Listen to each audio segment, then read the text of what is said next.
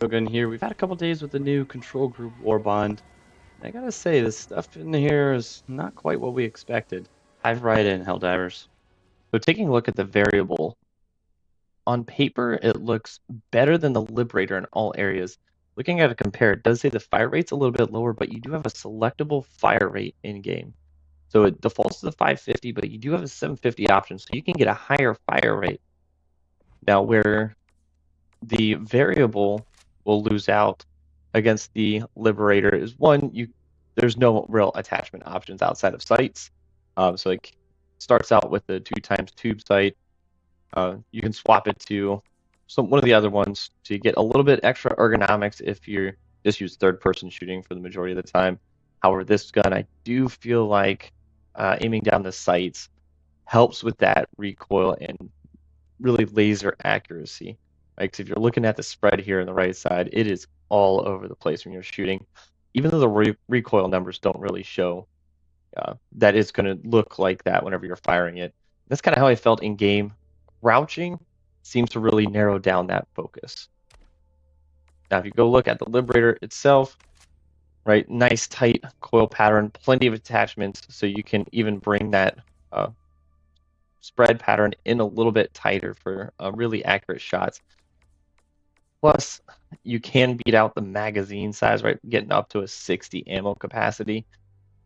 So it is a little bit of a give and take with the extra fire mode options, right? With the volley or the total shot, right? You can take out a Hulk in one shot to its back, right? To any of the weak points. I was also able to kill Bile Titans with it, hitting their squishy underparts. It's a give and take. But I think it's definitely a fantastic weapon. The variable is on bug and illuminate fronts. Bots, when I was playing with it on bots, it struggles. It struggles really bad. Because the firing modes do not change the bullets in the weapon, so it's still going to be that light armor penetrating. A lot of people were speculating it would get medium pen, but that is not true. It is straight light armor pen. So now let's take a look at what that spread and recoil actually looks like in game. So with the volley shots, it is all over the place. That's probably what that spread pattern looks like in the armory itself. Right now, if you're going to be using the total ammo shots, it will use up your entire magazine of 49 rounds. But if you're prone, it will not blow you back. If you're standing up, it's going to launch you across the map a little bit there. So the full auto function, it's actually really tight recoil and spread. Here, this is third person shooting, holding the aim button, really tight there, right?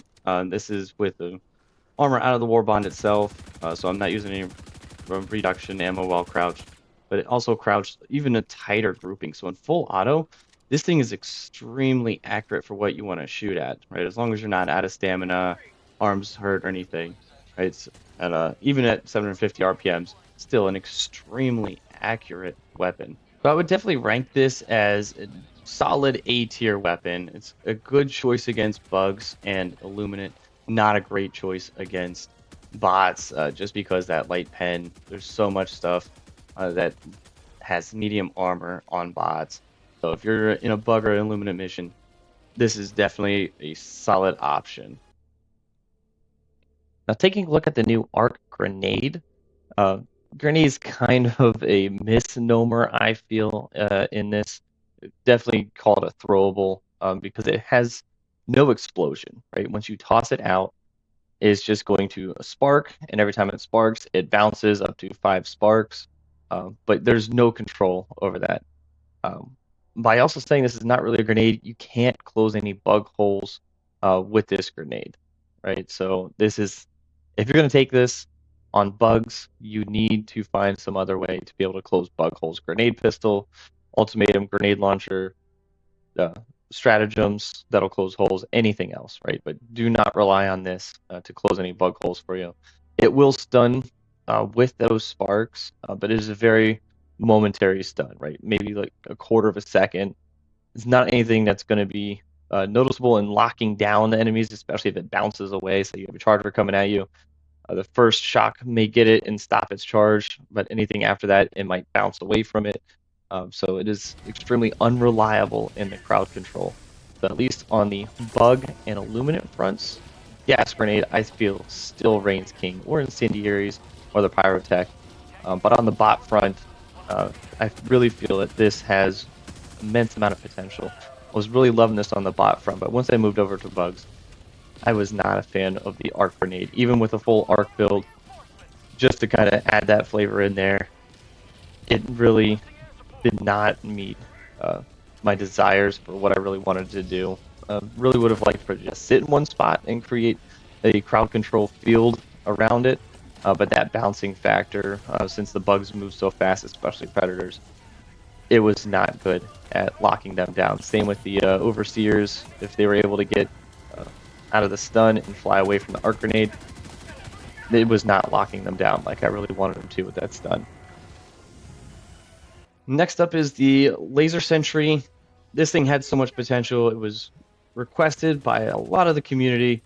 I just feel like the implementation not that solid, right? So it will kill heavies, it will kill a lot of smaller units, but after about 30 seconds, it overheats and destroys itself, and then you're left with it on cooldown, an empty stratagem slot for about a minute and a half by the time it comes back up. I really don't see any good use cases for that laser sentry unless you're really looking for a fourth one to throw out on an eradicate or an evacuate mission. Next up is the Epoch. Again, much requested, and again, lots of potential left. The accuracy is bugged. It's not pinpoint, so Quasar Cannon much better. This thing does not do enough damage. 3 rounds in the magazine. Indicators for when you're charging it up. You do have the heat bar on the back of the weapon or in first person. The blue orb on the end of the gun as well. And then you also hear some audio kind of trigger. When you start hearing that hear pitch, send it off. Also, there's no destructive power on this thing. You can't open boxes. You can't close any bug holes.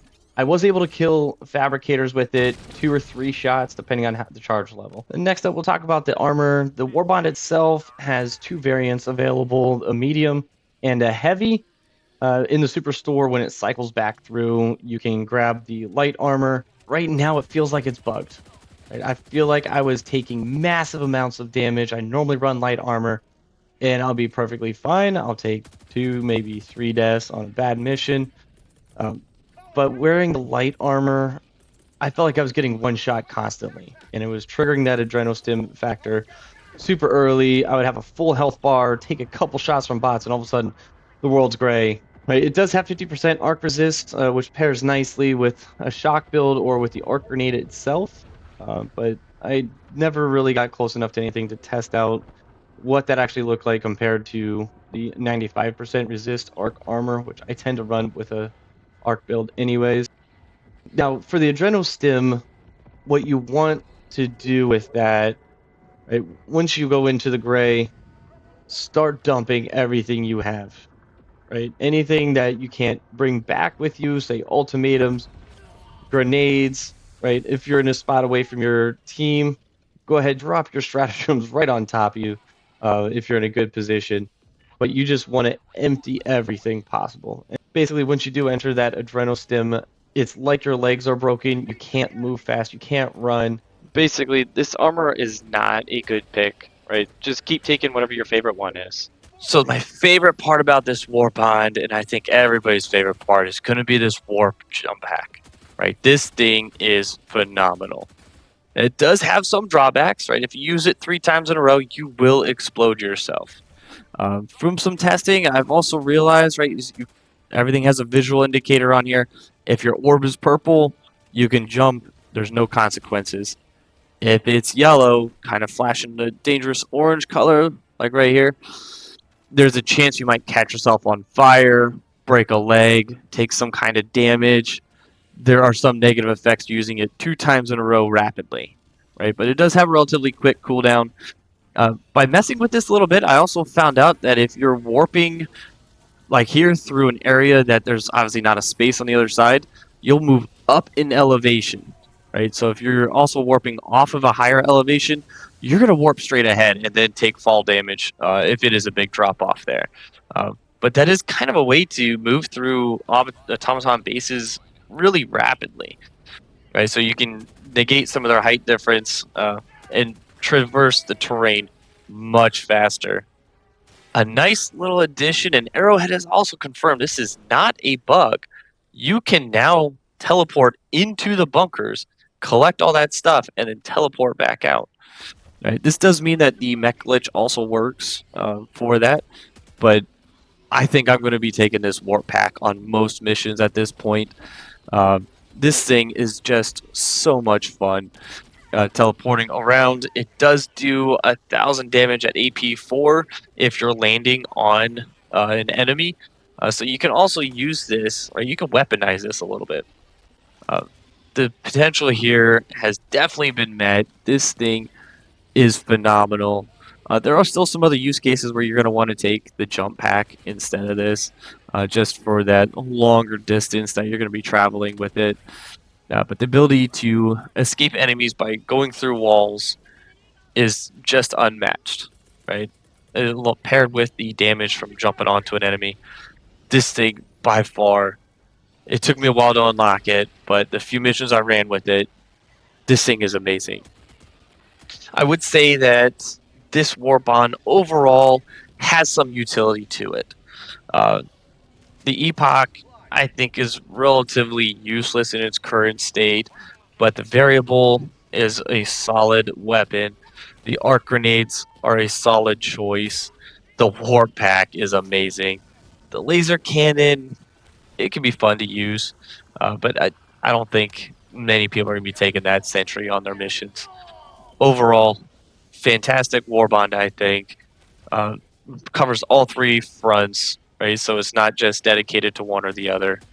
I will give a special shout out. One thing that I wish was in the Warbond and not the Superstore, because I stupidly bought the light armor thinking I don't want a medium or a heavy for this new stuff.